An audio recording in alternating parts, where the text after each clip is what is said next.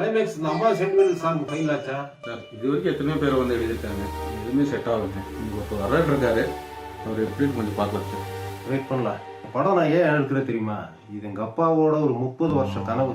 சினிமாவில் சாதிக்கிறேன்னு சொல்லி ஏறாத கம்பெனி இல்லை, தட்டாத கதவுகள் இல்லை, யாருமே அவருக்கு வாய்ப்பு கொடுக்கல. கடைசியில் அவர் கனவு நிறைவேறாம அசிஸ்டன்ட் டைரக்டராகவே செத்து போயிட்டார். சாகுறப்ப அவர் ஆத்மார்த்தமான கதைன்னு சொல்லி என்கிட்ட சொல்லி கொடுத்துட்டு போனார். அந்த கதையை தான் இப்போ நான் படமாக பண்ணுறேன். பார்க்கலாம், இன்னைக்கு வர்ற நாளாவது நல்லா எழுதுனா அந்த சாங்ஸ் முடியுதுன்னா நாளைக்கே ஷூட்டிங் போயிடலாம், சீக்கிரமாக படத்தை ரிலீஸ் பண்ணிடலாம். வணக்கம் சார்.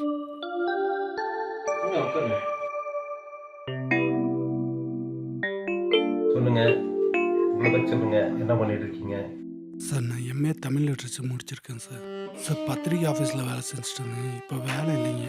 எனக்கு எழுத்து தவிர வேறு எதுவும் தெரியாதுங்க சார். உங்கள் படத்தில் வாய்ப்பு கொடுத்தீங்கன்னா நல்லபடியாக செஞ்சு தரேங்க சார். சூப்பர், இந்த மாதிரி ஆளை தான் நான் எதிர்பார்த்தேன். ரொம்ப சந்தோஷமா இருக்கு. டேரக்டர் சார், அந்த சாங்கோட சிச்சுவேஷன் சொல்லுங்க. பிறக்கும் போதே உங்கள் அப்பா வந்து இறந்துடுவார்.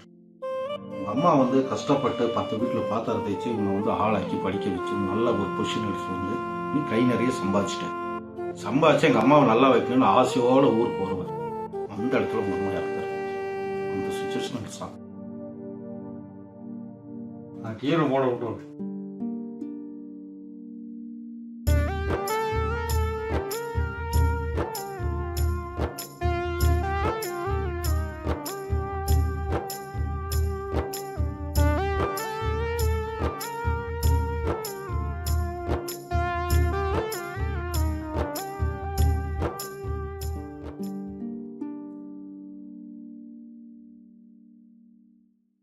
அம்மா போல யாரு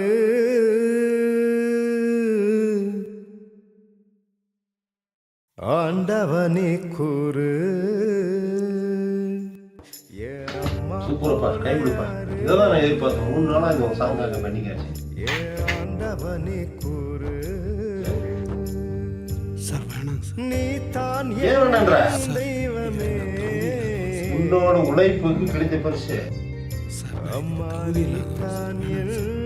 எங்க அம்மாவை முதியோர் இல்லத்துல ஒட்டி இங்க வந்து எழுதிட்டு இருக்கேன் சார். தயவு செய்து எங்க அம்மா உன்னை வீட்டுல சேர்த்ததுக்கு அப்புறம் இது வாங்கிக்கிறேன் சார். இப்ப வேணாம் சார், என்ன பண்ணிட்டு வந்தாதப்பா. நல்ல முடிவு எடுத்துருக்கேன். எதுக்குமே பயந்துக்காத. நீ ஃபர்ஸ்ட் உங்க அம்மாவை கூப்பிட்டு வா. இனிமே நாளில இருந்து உங்க லைஃப் வேற மாதிரி போகுது. அம்மா இல்லாம